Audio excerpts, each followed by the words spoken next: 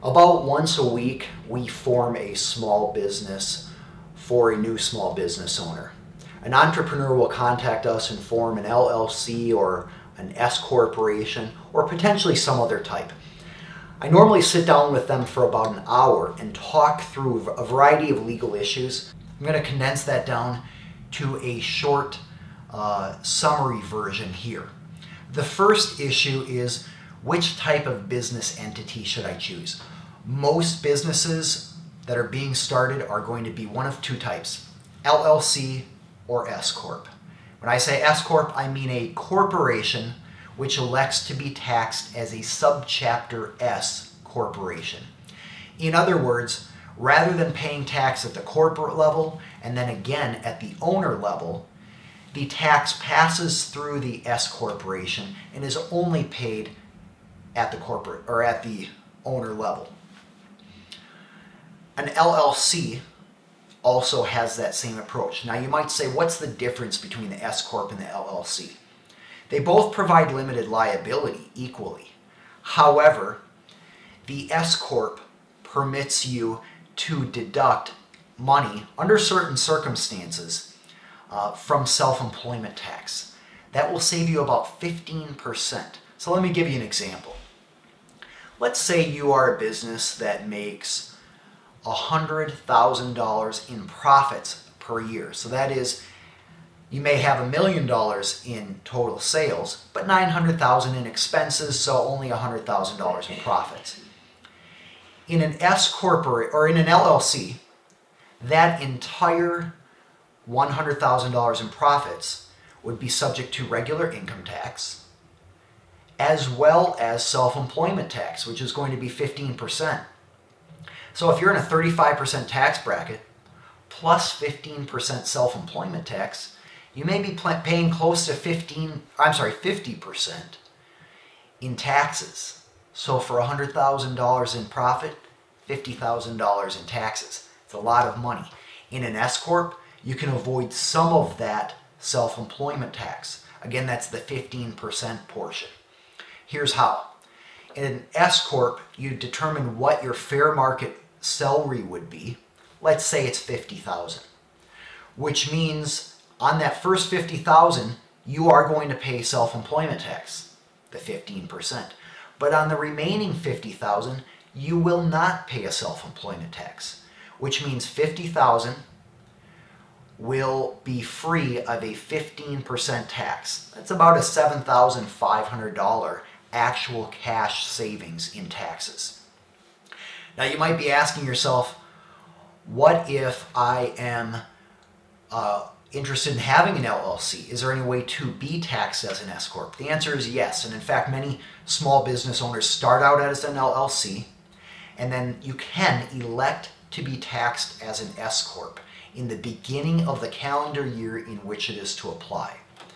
So you might start out being taxed as a default LLC. The default is sole proprietor. And then 2 years down the road, elect to be taxed as an S Corp once your profits justify it. The one drawback to an S Corp is you need to pay and report your taxes quarterly. So essentially you're paying a payroll service to do payroll withholding, and that can be annoying. It also has some costs involved. So an S Corp can save you money, but it's not worth doing unless you're making as profit substantially over what you would be paying yourself in wages. I realize this is a little tricky. A business attorney or a CPA can help you through your situation and figure out which entity and which election is right for you. Once you have the right entity set up, you'll want to look at getting an EIN, that's a tax ID for a business. It's free. You can call the IRS, you can file online, or you can do it by fax or mail. Again, it's free. The easiest way and the preferred way is just fill out the form online. You'll get a PDF right there with your tax ID. You can then go to the bank and open up a bank account in the name of your LLC or corporation. Don't get the EIN until after you've gotten your corporation or LLC, because if you get it now, you'll have to get it in your own name. After you form the business, you can get the EIN in the name of the business, and that EIN will now be the tax ID, kind of like the Social Security number for the business.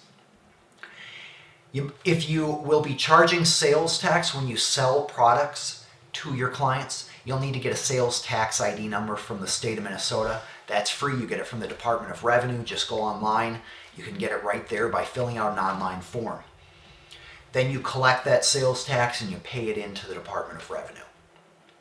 If you have multiple owners in your business, you'll need an agreement that decides or that sets forth a structure for how you make decisions, how profits will be distributed.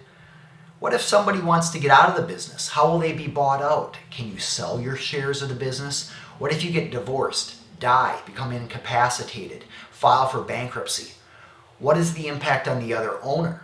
There are all sorts of scenarios that come up, and let's face it, at some point you will leave your business. If it's not by death, it will be sometime sooner. Maybe you just want to get out. Maybe you can't get along with each other. You need a buy-sell agreement and bylaws and an operating agreement in place to set forth the structure for dealing that. If you don't have that and you can't come to an agreement later, the only way to get that resolved is to fight about it with a judge, which is going to cost thousands, if not tens of thousands of dollars to fight. A buy-sell agreement, again, is a great way to save legal fees down the road because you know that you're going to eventually leave the business. Once you get it set up right, you probably won't use an attorney for a while. You might need an attorney when you grow and decide to hire an employee. Might have some questions about that. If you decide to get a trademark to protect a brand name or a product name.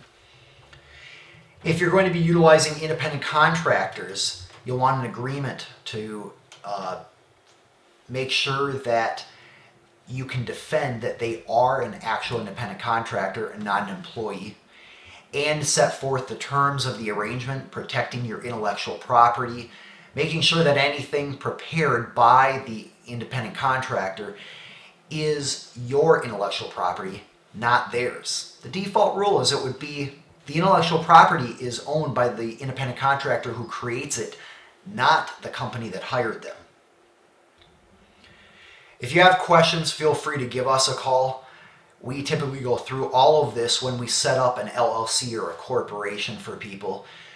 We typically spend an hour answering all your questions and making sure your business gets off to a good start and is in compliance with the law. We try to have competitive rates. We charge $450 for any business type as long as there's one owner. And there's also a state filing fee, which right now happens to be $155. For more information, feel free to go to minnesotaattorney.com.